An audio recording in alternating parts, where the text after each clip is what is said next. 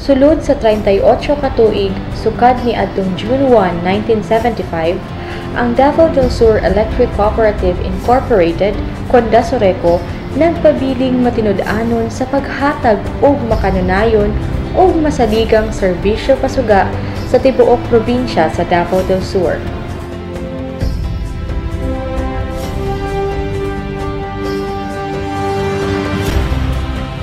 Sa tuig 2013, ang atong mga kadaugan nag-ugat sa hiniusa ug kinasing-kasing nga paningkamot sa Junta Direktiba, Tagdumala ug puwersa sa kusog uban ang suporta sa mga miyembro konsumante.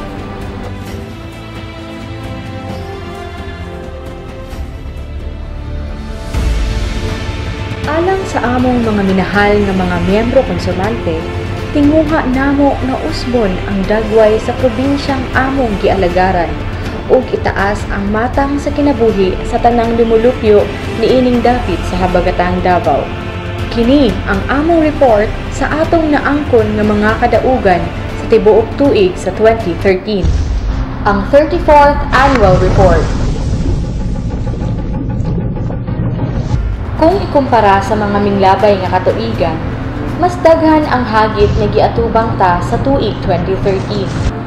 Gikan ni adtong 2012, napun-an sa kapin 6,832 ang ihap sa atong mga miyembro konsumante, nga mikabat sa 104,053 sa tapos sa 2013.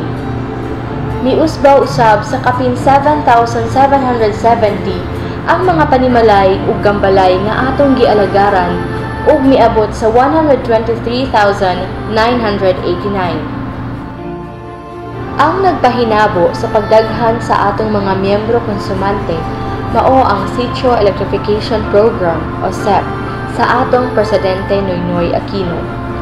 Sa 2013, ang Dasoreco ang nag-inusarang electric cooperative sa tibuok nasod nga kitugyanan sa pinakadaghang ihap sa proyekto nga gipunduhan sa SEP o Barangay Line Enhancement Program o BLEP sa sulod sa usa ka tuig.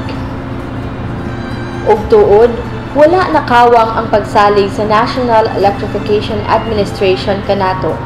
Nagmalampuson kita sa pagpakatay sa atong linya ngadto sa 263 ka mga purok ug sitio dinhi sa Davao del Sur.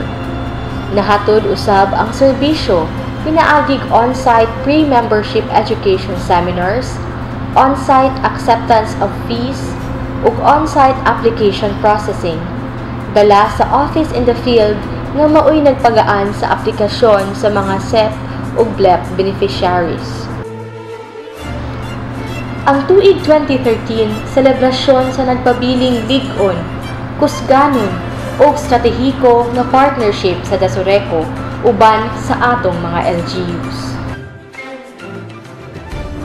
Sa pagpadayon sa among tinguha sa pag-alagad kaninyo, ang Dasoreco naghimo og dakong kausaban sa mga opisina niini.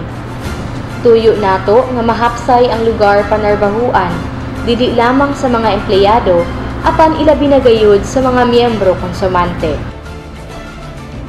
Usa ka one-stop lane ang gihimo sa main office alang sa walay langan nga pagdawat ug paghatag og aksyon sa mga mulo o reklamo ug hangyo nga serbisyo sa nagkadaiyang kalabutan gikan sa payments, new account applications, meter reading, billing ug membership. Dungag pang mga collection posts ang gipatukod aron mahatagan og dali ug sayon nga pamaagi sa pagbayad ang mga konsumante.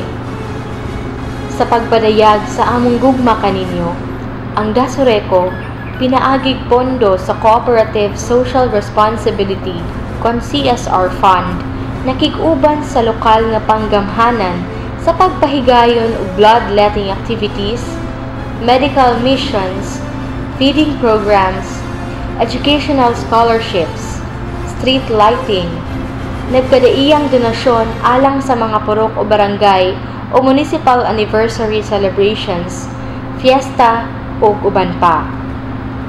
Ang tinuig nga electrical check program isip pakig-alayon sa Brigada Eskwela sa Department of Education nakabinipisyo og 24 ka mga publikong eskwelahan sa elementary ug high schools sa 10 ka mga munisipyo.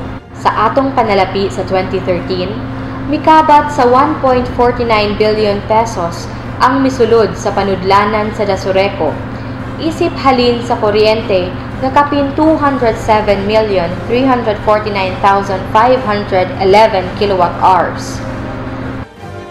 Sa tapos sa 2013, ang atong propiedad miabot na sa kapin 1.5 billion pesos.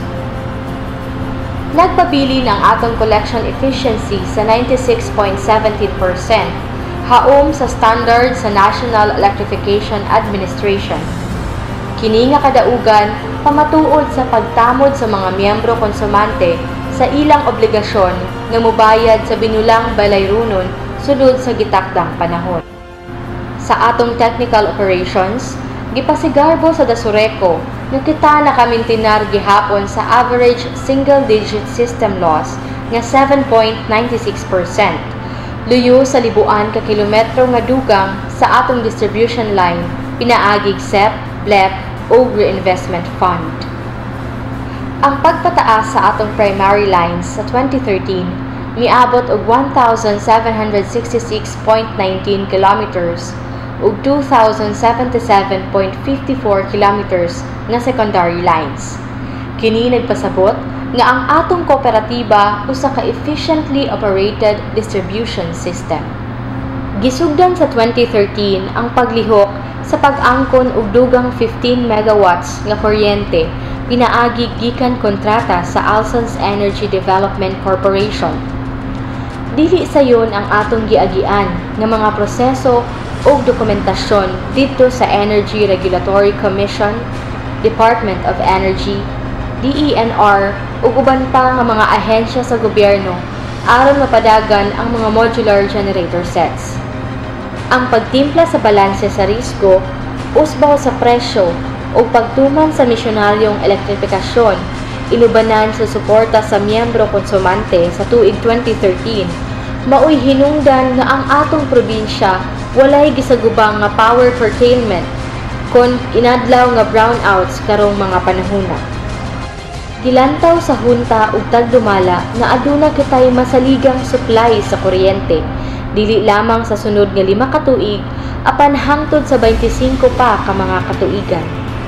Kami nagtuo nga kung walay masaligan nga supply sa kuryente, ang maluntaron nga pag-uswag lisod mapahinabo. Ang mga kadaugan sa 2013 sa financial, institutional ug technical operations maoy dugang pundasyon sa ugma damlag. Daghan kaayong salamat ug hinaot nga magpadayon gihapon kita manag-uban padulong sa pag-uswag.